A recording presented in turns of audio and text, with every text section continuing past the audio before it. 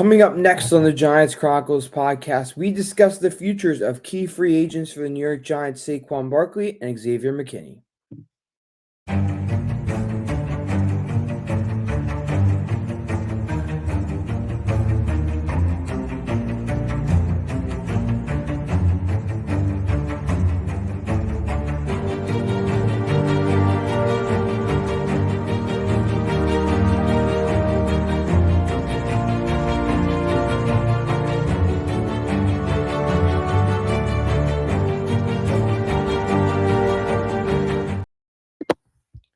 What's going on, everybody? This is your host, Gabe, aka New York Giants News 19, and we are back here with another Giants Chronicles podcast, and we are discussing the futures of Giants key free agents Saquon Barkley and Xavier McKinney.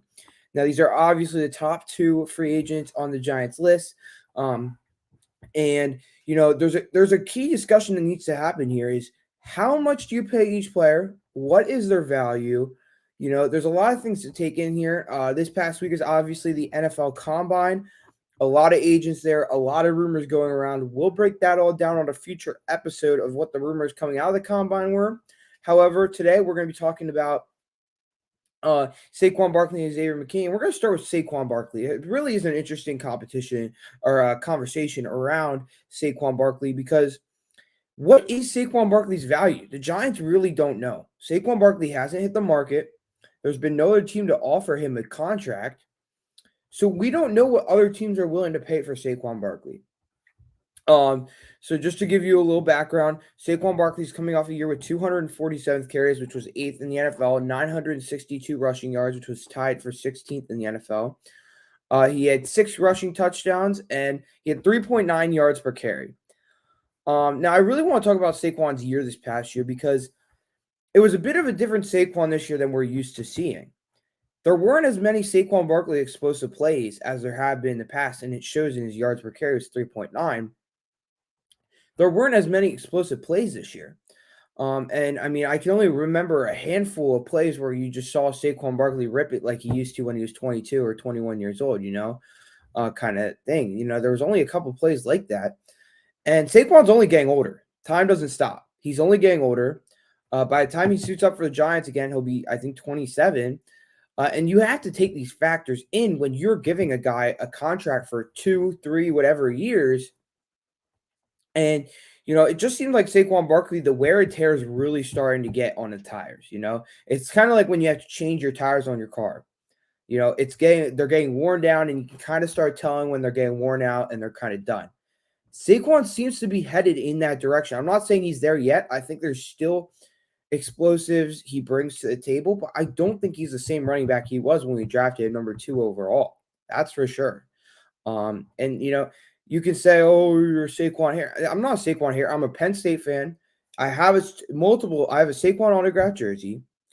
Saquon was at Penn State. I've been a Saquon fan since we drafted him number 2 overall. But this is when you have to get realistic with yourself and say, how much is Joe Schoen really going to want to pay Saquon Barkley, and how much are people around the league going to want to pay Saquon Barkley is really the main point. So then you have to say, okay, so what is a fair value for a 27-year-old running back whose production has been decreasing? Now, he had a solid 2022. His 2022 was really good, and I think that's important to mention. The Giants were willing to pay Saquon Barkley $13.5 million APY is what they went up to, with about 22 guaranteed, whatever. The Giants gave Saquon Barkley every opportunity to make a deal happen last year, and his agents, representatives that represented him last year, did not want to cooperate. They had a $16 million range. The Giants were only going to go up to 14 or 13.5. Saquon's agents didn't take it. He got franchise tagged. They revised the franchise tag with his new agents. Saquon Barkley hired new agents after last year. So if you're saying, oh, well, you're just saying his agents messed it up. If you fire your agent after a contract didn't get done, there is a reason you fired your agent. You don't just fire agents in the NFL. That's not what you do. It's not a common, thing. You usually keep the same agent. But after his contract talks, Saquon fired his representative, Kim Malee, at Rock Nation and hired CAA Sports. I don't exactly know the representatives he has at CAA Sports now, but it's someone from CAA, and that's a factor here. You really got to think about that. So maybe these representatives are more realistic with Saquon. Like, hey, Saquon, you're 1 year older. Your production wasn't as good this year.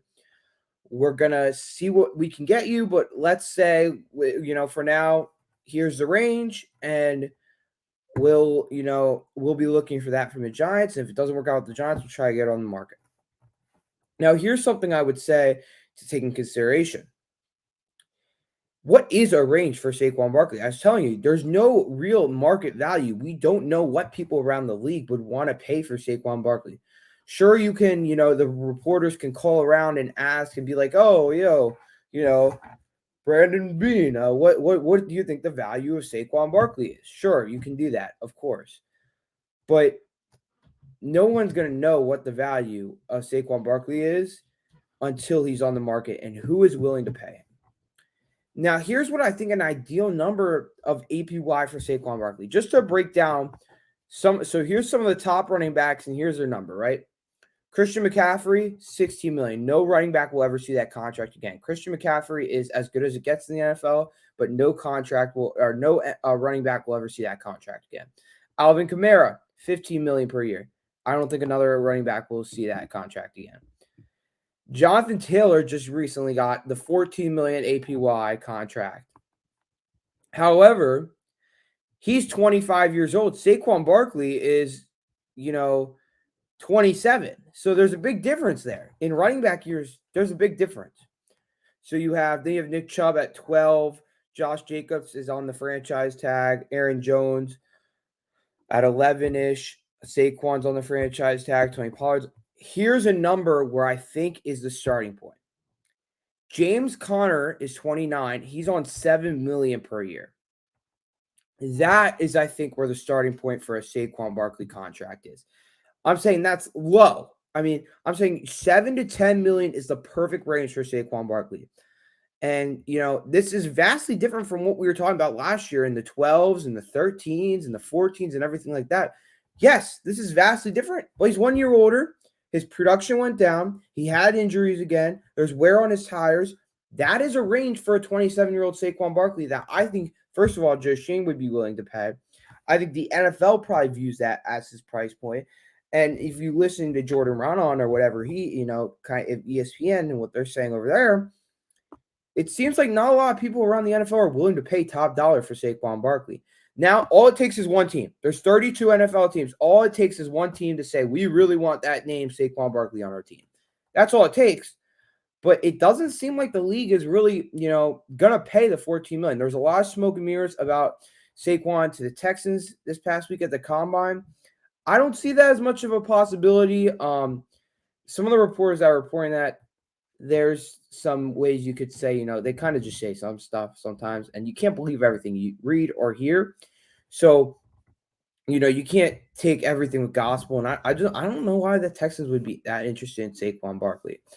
I think Saquon's still a good running back. I think he's a good leader for us. He was our Walter Payton nominee. He's a very good, in the community. He's a good representative of the organization. I'm not paying a 27-year-old running back $12 million to be that. I'm paying a 27-year-old running back who is still somewhat explosive, but not as explosive as he used to be. I'm paying him that 7 to 10 range. And I don't think you go higher than 10 million API. I don't think he'll see that on the market. I don't think he'll see that from the Giants. I don't think he'll see that anywhere, really. It would blow me away if the Giants said 12 million again. It really would. I don't even think we're in that conversation anymore.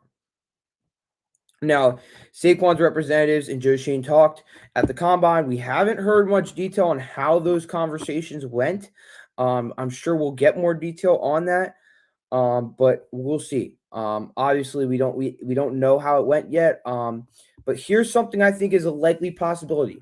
The Giants, said, look, here's what we're willing to pay you. Okay.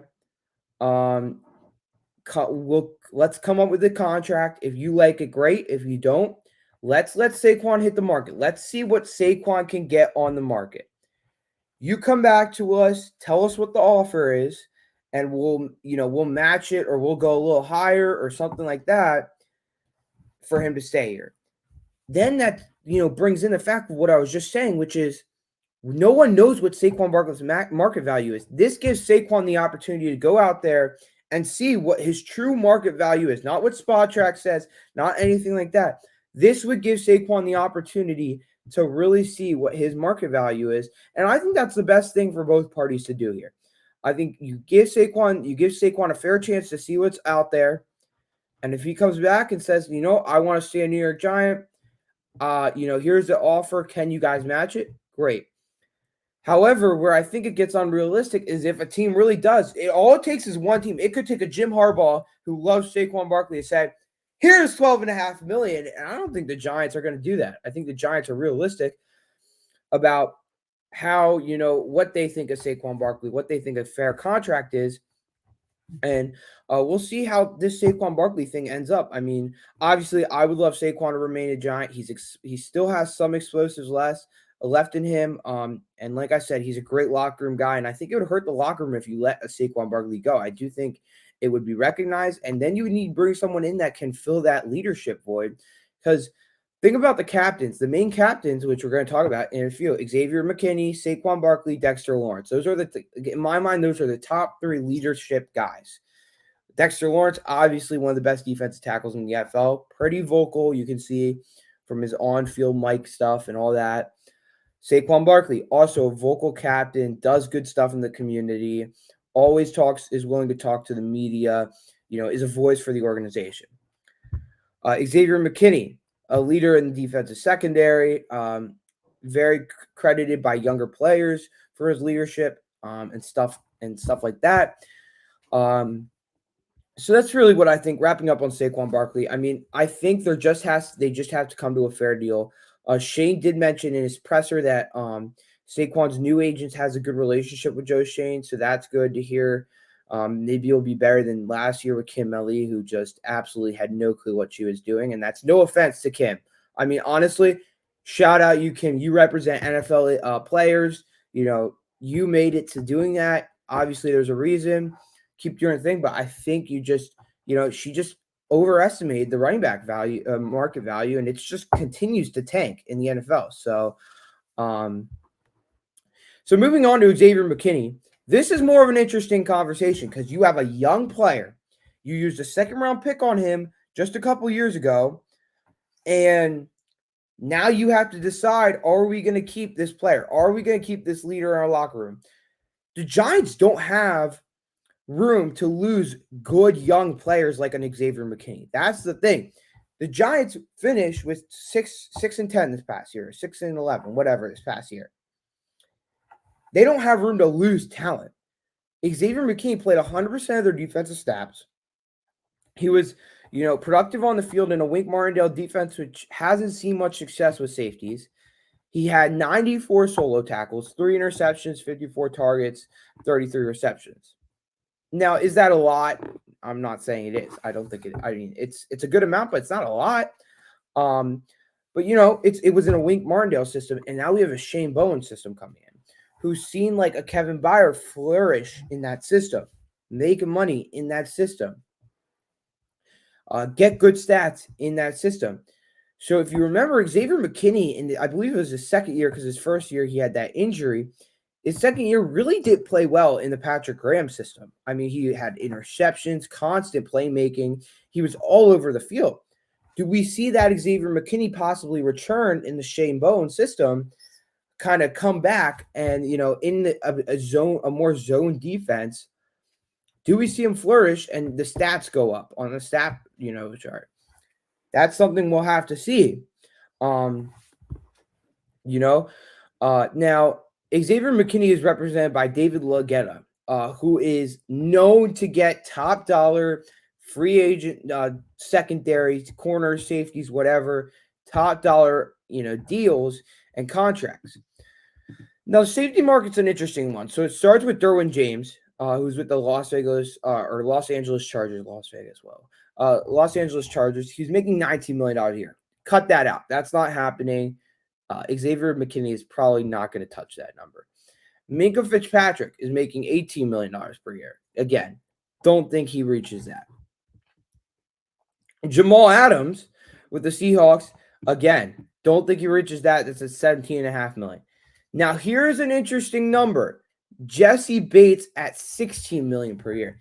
This is a number I think is the highest the Giants would go for an Xavier McKinney. This is kind of, that's where I think is the range of where you would want to go with Xavier McKinney. That's kind of your high point, right? Then you have, and then the next number that I think is important is Budda Baker with the Cardinals, $14 million a year. So I think Xavier's kind of in that range of 14 and 16 million. Somewhere around there is, I think, what his range is for a fair deal kind of thing, That's where I think he could get, where his average per year area is. And we'll see what the Giants think. Giants, similar to Saquon Barkley, sat down with Xavier's representatives at the Combine. I believe it was on Friday they had that meeting. Haven't heard a lot of buzz there, but we'll see what comes of that. Obviously, the franchise deadline is tomorrow, which would be March 5th, I believe, March 5th. So we shall see what happens if they put a transition tag or something on him. But if they don't put a tag on him, I think you can say they're going to get a deal done because, the Giants would most likely want a security blanket in case the deal doesn't get done right when free agency starts. So if they don't put a tag on him by 4 p.m. tomorrow, I think you can have some confidence in Xavier McKinney staying here as a Giant. I'll be interesting to see the price, but I don't think Xavier McKinney, you cannot let go of very good 24-year-old players. You just can't. You're never going to build a team like that. You have to retain talent. And Xavier McKinney is on the complete opposite spectrum of a Saquon Barkley. He's way younger, first of all. He's he's still showing more talent. Probably is only going to go up in the rest of his career. Is a leader, is also similar. Now, this is similar to Saquon Barkley, is a leader in the locker room. It really is a different kind of story compared to a Saquon Barkley. Now, we'll see what the Giants think. But I could not see this team without Xavier McKinney next year, unless the Giants have a safety blanket. Maybe they want to sign someone like a Kevin Byard on the market. But Xavier McKinney is a prize player. He is talented.